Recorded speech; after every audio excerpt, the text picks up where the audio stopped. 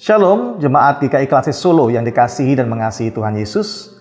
Hari ini bersama saya, Pendeta Lukas Aditya Arianto Sudarmadi, kita akan merenungkan sabda Tuhan yang saya ambil dari kitab Ayub pasal 12 ayat yang pertama. Sebelum kita membaca dan merenungkan sabda Tuhan, mari kita bersatu dalam doa. Terima kasih ya Tuhan Yesus buat segala kemurahan Tuhan yang Tuhan sudah limpahkan kepada kami hari demi hari.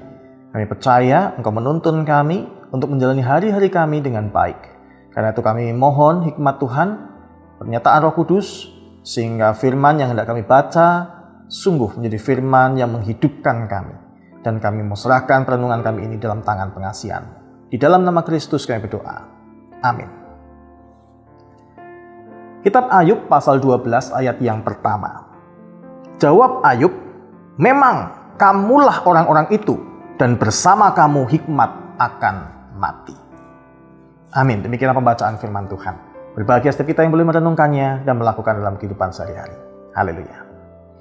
Saudaraku yang dikasihi Tuhan, hikmat tanpa hati yang mengasihi, hati yang berempati, hanya akan menjadi penghakiman yang kejam dan menyakitkan. Itulah yang dialami oleh Ayub dalam pergumulannya yang berat. Dia kehilangan segalanya. Sahabat-sahabatnya datang mencoba memberikan nasihat-nasihat melalui hikmat, tetapi mereka hanya dapat melihat bahwa penderitaan yang Ayub alami adalah karena Ayub melakukan dosa di mata Tuhan. Penghakiman seperti yang Ayub alami inilah yang seringkali juga terdapat dalam pemikiran orang-orang beriman di masa kini.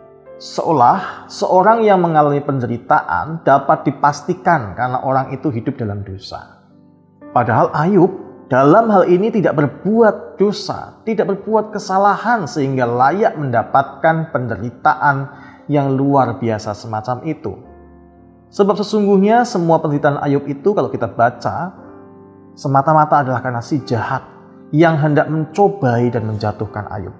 Bukan karena Ayub berbuat dosa dan Tuhan hukumnya. Itulah sebabnya Ayub marah dan menegur sahabat-sahabatnya dengan sangat keras. Karena mereka datang bukan sebagai orang yang prihatin, berempati terhadap Ayub, tetapi justru semakin memojokkan Ayub dengan menghakiminya. Ayub dengan keras menyatakan bahwa oleh orang-orang seperti merekalah hikmat akan mati. Hikmat akan menjadi sia-sia, tidak membangun, tidak menguatkan ataupun menghibur. Tetapi justru merusak, meremukkan hati dan melukai. Hikmat akan mati apabila tidak disertai hati yang penuh belas kasih Allah. Untuk pertama-tama peduli kepada mereka yang dalam penderitaan dan kesusahan. Belas kasih lebih utama ketimbang penghakiman. Itulah yang ditunjukkan Allah dalam pengorbanan Tuhan Yesus Kristus di kayu salib. Yaitu bahwa belas kasih Allah dinyatakan lebih dahulu sebelum penghakiman dijatuhkan pada akhir zaman. Melalui firman Tuhan hari ini kita diajak untuk yang pertama menyadari bahwa hikmat Allah tidak terselami oleh akal dan pikiran manusia.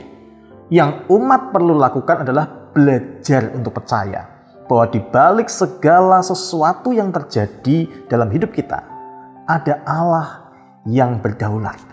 Allah yang penuh dengan belas kasih dan kuasa untuk menyelamatkan. Yang kedua, kita belajar bahwa hikmat tanpa belas kasih adalah hikmat yang mati. Tidak akan membawa arti, hanya akan menjadi alat untuk menghakimi dan melukai sesama. Dan yang ketiga, kita belajar untuk mengutamakan belas kasih dan empati kita kepada mereka yang dalam penderitaan, sengsara, dan terpuruk. Dan hikmat itu akan hidup dalam hati kita apabila kita mengutamakan belas kasih Allah dan hidup di dalam hati sesama kita. Amin. Kiranya Tuhan menolong kita semua. Mari kita berdoa. Terima kasih Tuhan buat segala kemurahan Tuhan yang mengingatkan kami terus untuk kami memiliki belas kasih Allah, sehingga hikmat yang kami miliki akan hidup dalam tindakan, perkataan, dan perbuatan kami, dan menghidupkan sesama kami yang di dalam sengsara, di dalam penderitaan dan kesusahan. Dan kami mohonkan kiranya Roh Kudus yang tetap tinggal dalam kehidupan kami, menuntun kami, sehingga hikmat yang kami miliki sungguh mencerminkan belas kasih Allah. Terima kasih ya Tuhan. Dalam tangan pengasihan-Mu kami serahkan doa kami serahkan hidup kami. Amin. Tuhan Yesus memberkati.